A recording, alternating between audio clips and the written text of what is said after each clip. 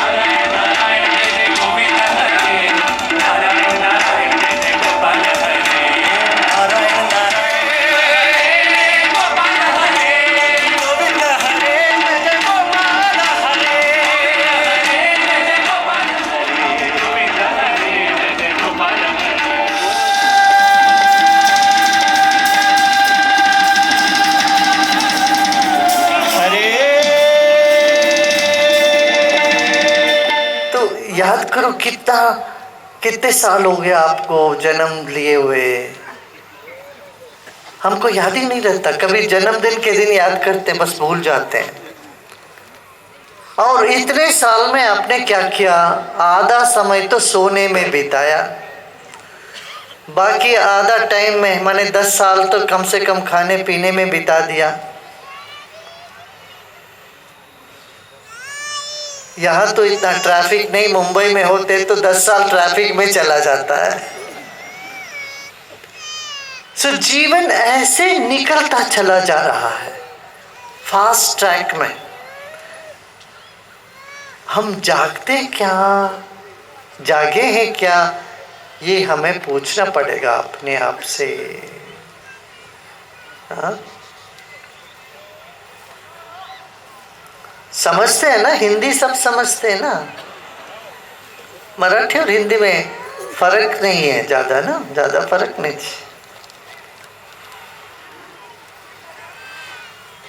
तो जीवन को एक विशाल दृष्टिकोण से देखना है सबसे पहली बात. अरे देखते देखते 40-50 साल बीत गया, 20-22 साल बीत गया और आगे हमको कैसे जीना है. रोते रोते शिकायत करते या कुछ करते करते जीना है, नकारात्मक मनोभाव लेके, या हिम्मत के साथ, जोश के साथ, खुशी के साथ आगे बढ़ना है. ये हमें निर्धारित करना चाहिए. भाई समस्या तो सबको आती ही है, किसको नहीं आई बताओ? भगवान कृष्ण को समस्या नहीं आए क्या? श्री रामचंद्र जी के जीवन देखो कितनी सारी समस्या है. भगवान बुद्ध के जीवन में देखो कितना समस्याएं आई. और हर एक के जीवन में कुछ ना कुछ समस्याएं आती ही है, मगर वो समस्या जैसे आती वैसे निकल भी जाते. मैं आपको अभी 1 मिनट के लिए मजबूर करूंगा, जरा जीवन में पीछे मोड़ के देखो कितनी सारी समस्याओं को आपने लांद कर पार करके यहाँ तक आ गए, है ना. और समस्या को पार करने में, समाधान ढूंढने में भी हमें एक अदृश्य शक्ति हमारे साथ रहा है. अदृश्य शक्ति रही है ना आपके साथ, आपको मदद मिली. हाँ, चल कितने लोगों के जीवन में चमत्कार हुए हैं? बहुत. हाथ उठाओ. वाह, देखो इतने सारे लोगों, सब मेरे ख्याल से सबके सब उठा रहे हैं हाथ. अपने यहाँ RWA में चमत्कार की कोई कमी नहीं है. क्यों? जहाँ विश्वास है वहाँ चमत्कार भी होता है. कि ये सारी जो संसार है, सारी दुनिया जो है ईश्वर से बसा हुआ है और ईश्वर ही सब कुछ करता है. तो ये तो हमको मन में अच्छे से समझ लेना चाहिए। जब भी कोई समस्या आती है तो उसमें हमको समाधान मिल ही जाएगा, मिलेगा ही है। क्यों? हमने नाता जोड़ दिया। क्या? ईश्वर मेरे हैं, गुरु मेरे हैं। जब गुरु हमारे हैं तो हमको किस बात की कमी है? ईश्वर मेरे अपने हैं तो हमारे सारे काम जो है होता जाएगा, हो जाएगा। ये विश्वासम फलदायकम कहा गया। विश्वास जहाँ होता है वहाँ फल मिलता ही है। हाँ, समय समय पर विश्वास डगमगाता है, मगर फिर साधना करोगे, ध्यान करोगे, सत्संग करोगे तो वो फिर मजबूत हो जाता है।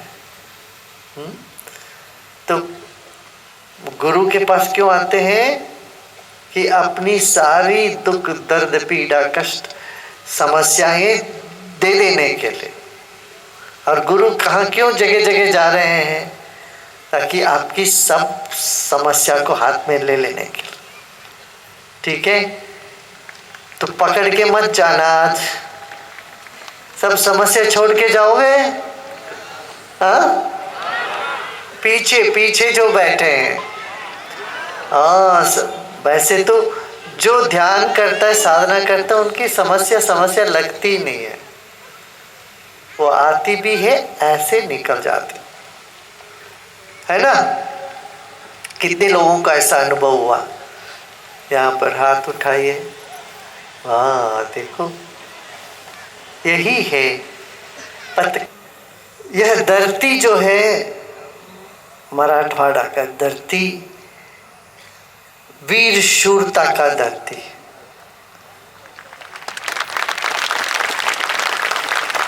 यहाँ भक्ति और वीर शूरता दोनों साथ जागी है। कर्म योग भी और भक्ति योग भी और ज्ञान भी।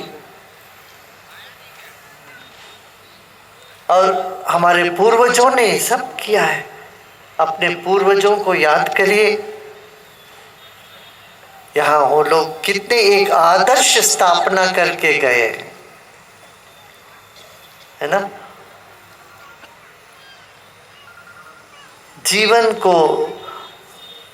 जीवन में आदर्श रखना जरूरी है। क्यों? आदर्श के बिना जीवन में वो डिप्रेशन में चले जाते हैं, लोग उदास हो जाते। चारों ओर देखते हो चीजें ठीक नहीं होती है तो फिर उदासी छा जाती है।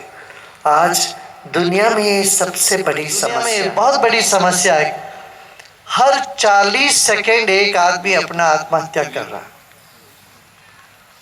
और आप देखेंगे विदेश में भी लोग डिप्रेस होते जा रहे हैं।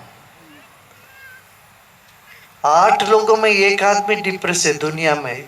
जर्मनी में देखे तो 4 आदमी में एक आदमी डिप्रेस है। मानसिक स्वास्थ्य संरक्षण करना बहुत आवश्यक है। मजबूत मन हो तो शरीर भी चलेगा, शरीर की कमजोरी से भी आगे बढ़ जाएंगे।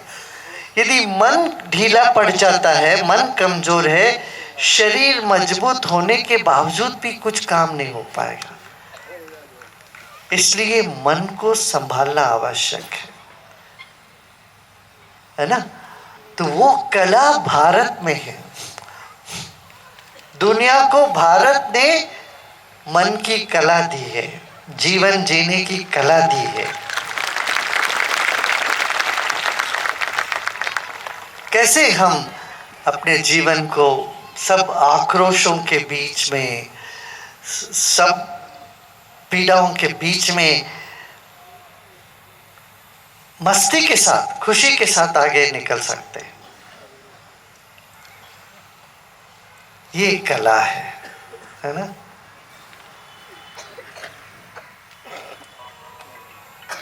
तो जीवन क्षणिक है, थोड़ी समय के लिए है, और हम कैसे इस जीवन को जीना चाहते हैं, ये हमें बार बार अपने आप में पूछना चाहिए। ठीक है ना।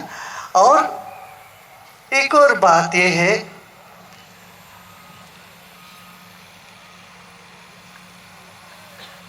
हमारा मन का कोई चेहरा नहीं है।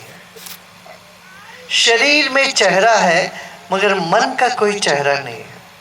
आप अभी 1 मिनट के लिए, आधा मिनट के लिए आंखें बंद कर लीजिए सब लोग। आधा मिनट आंख बंद करके देखिए, क्या आपका कोई चेहरा है क्या? आपका शरीर का तो चेहरा है, मन का कोई चेहरा है क्या? Is there any face to the mind? देखिए, आपका मन का कोई चेहरा नहीं है। हमारे भीतर जो चेतना है इसका कोई चेहरा नहीं है, आत्मा का कोई चेहरा नहीं है, शरीर का चेहरा है। इसलिए जब कोई मर जाता है तो उसके शव को देख के हम क्या करते हैं, तो रोते धोते थोड़ी देर, फिर ले जाके कोई दफन करता है, कोई उसको जला देता है, समाप्त हो जाता है।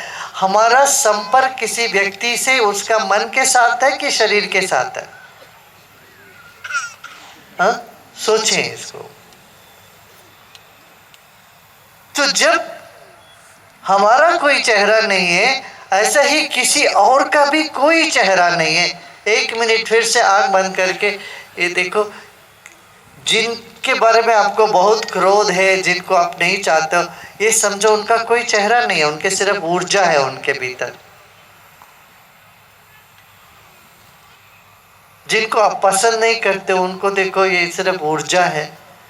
ऐसे ये देखो, जिनको आप बहुत पसंद करते हैं वो भी ऊर्जा है। 1 मिनट के लिए दुनिया के सबके चेहरे खत्म कर दो, माने सबका चेहरा एक तरफ उसको नजरअंदाज कर देना, चेहरा नहीं है समझो। क्या है? सबके भीतर सिर्फ ऊर्जा है, शक्ति है। या आंख खोल दीजिए, अब देखिए, ये शक्ति से तो सारा संसार है। इस शक्ति को बार बार स्मरण करना, अनुभव करना, उससे आनंदित होना जीवन में एक उन्नत स्थिति पर हमको ले जाएगा। देश की संस्कृति इतनी ऊंची है, हम माता को पहले प्रणाम करते हैं। माता, पिता, गुरु, दैव, ये चारों माननीय हैं।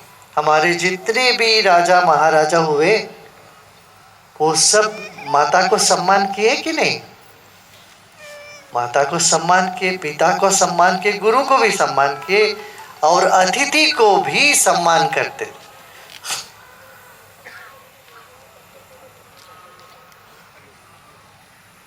ये श्रेष्ठ संस्कृति हमारे बच्चों में, आगे वाले आने वाले पीढ़ी दर पीढ़ी में ये बनता रहे, होता रहे, इसके लिए आप सबको प्रयत्न करना चाहिए कि नहीं?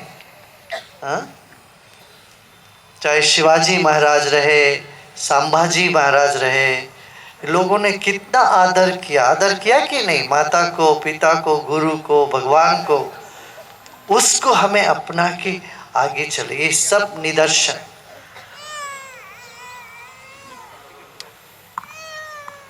अनादर किसी को नहीं करना चाहिए। क्यों नहीं करना चाहिए? जिनको हम अनादर करते हैं वो अनादर हमारे पाँव ऊपर आ जाएगा, हमारे पास 10 गुना हो बढ़ के आ जाएगा। हम प्रेम बांटते तो प्रेम 10 गुना हो के आता। महात्मा आए, आप आके यहाँ बैठ सकते हैं, आप आ जाइए। महात्मा जो लोग आके इधर बैठे। विठ्ठल विठ्ठल विठ्ठला, माझा विठ्ठल पांडुरंग विठ्ठला, विठ्ठल विठ्ठल विठ्ठला, माझा विठ्ठल पांडुरंग विठ्ठला, विठ्ठल विठ्ठल विठ्ठला, माझा विठ्ठल पांडुरंग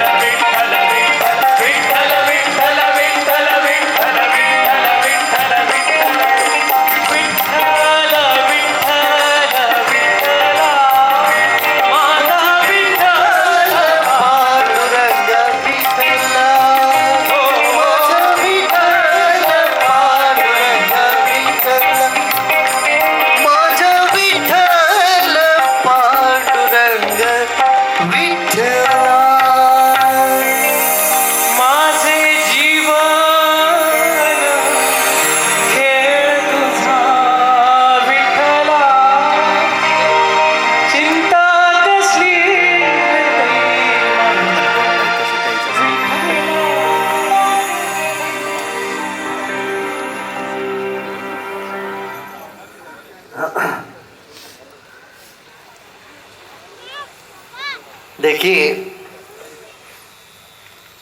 विठल शब्द का अर्थ पता है? कितने लोगों को नहीं पता? हाथ उठाना।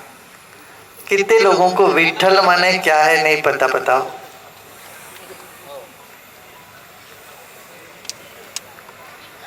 हाँ, हाथ उठाइए, देखते हैं विठल माने क्या। नहीं पता? हाँ,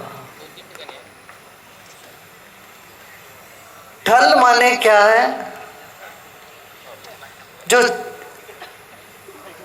चलायमान है, अस्थिर है, इसको ठल बोलते हैं। विठल माने जो कभी अचल नहीं होता, जो अचल रहता है, कण कण में जो होता है और स्थिर होता है, अनंत शाश्वत जो सत्ता है, उसी को विठल बोलते हैं। जिससे सब कुछ बना है उसी को विठल बोलते हैं। आकाश जैसे जो सब जगह व्याप्त है उसी को विठल बोलते हैं। अटल, अटल विठल पने विशेष लगता है बदल रहा है मगर नहीं बदल रहा है, दोनों है जिसमें वो विठल। जैसे नदी है, नदी पुराना है, गोदावरी नदी कितने पुराना, अरबों साल पुरानी है, फिर भी पानी ताजा है कि नहीं? पानी पुरानी है क्या इसमें? नहीं, ताजगी ताजा है। ऐसे जो नित्य नूतन है और पुरातन है, दोनों एक साथ है, वह चैतन्य सत्ता जिसमें हम सब लोग हैं, जिससे हम बाहर जा ही नहीं सकते, चाह कर भी उससे बाहर नहीं जा सकते, उसी तत्व को विठल तत्व बोलते हैं। और उसके प्रेम में जो पड़ जाए उसको रुक्माई बोलते हैं। रुक्माई कौन है? जो विठलमय हो गई है वो रुक्माई। तो हाँ, आपको विठल से बाहर जा ही नहीं सकते। जैसे एक मकान ईंटों से ही बनी है ना, ईंट नहीं हो तो मकान कैसे हो सकता? ऐसे विठल से तो हम सब बने हुए हैं। इसको समझ के ऐसे करके ध्यान में बैठना। देखो, आज एकादशी भी है, माघ एकादशी, सबने गाया। अब पूरा बेशर्म होकर के गाना चाहिए। भगवान उन्हीं को मिलता है जो बेशर्म है। हम बाकी सब काम करने में शर्मा ठीक है, मगर भजन करने में भी शर्माते हैं तो बनती नहीं बात। भोजन में भजन में शर्म छोड़ देना चाहिए। भोजन में शर्माओगे तो भूखे रह जाओगे, ऐसे भजन में शर्माओगे तो आनंद से वंचित रह जाओगे। इसलिए जब भजन करेंगे तो आंख बंद करके एकदम तल्लीन होके, सुर बेसुर की सोचो मत, गा लेना जो भी है। भजन का अर्थ भी यही है, एक शब्द को हम सब में बांट देते हैं, वो भजन हुआ। माने सबके मन में एक ही सुर गूंजे, वो भजन। हाँ, भजन कीर्तन करने से शरीर में ऊर्जा बढ़ेगी, शरीर स्वस्थ होएगा, मन प्रसन्न होगा। अब 2 साल ये सब कोरोना से जूझ के कोई बाहर नहीं जा सके, घर में रहे, सब क्या ना, भजन जो करते रहे उनकी जो रोग निरोधक शक्ति बढ़ता गया। जो ध्यान करते हैं, योग करते हैं, उनमें रोग निरोधक शक्ति बढ़ जाता है, 5 गुना बढ़ते हैं, 5 गुना बढ़ जाता है योग निरोधक शक्ति।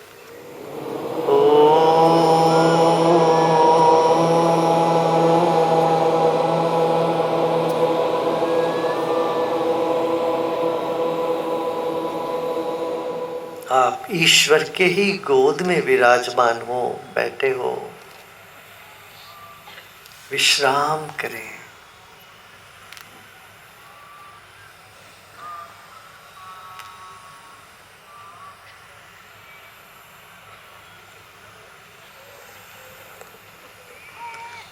जो भी विचार आते हो आने दे, अच्छे विचार बुरे विचार वे आवेंगे, अपने आप चले जाते हैं।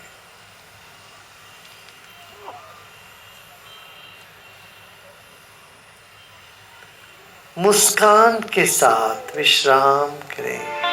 शिव शिव शिव शिव ओम।